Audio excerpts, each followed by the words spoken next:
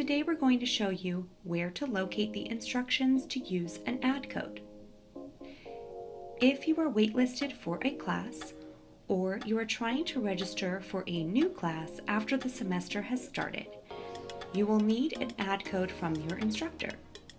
You will email your instructor and ask them for an add code, and use this add code to remove yourself from the waitlist and re-register for the class. To locate the instructions, you'll go to cos.edu. You're going to find the blue banner at the top of the screen. Go ahead and select. This will take you to the registration video series. If you scroll all the way to the bottom of the page, you're going to find an accordion piece here. You can click on the plus sign and the instructions will populate.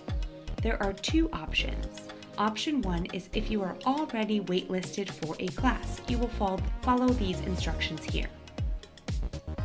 The second option is if you want to register for a new class after the semester has started, you will follow these instructions here. And this is how you will locate the instructions on how to use add codes on the website.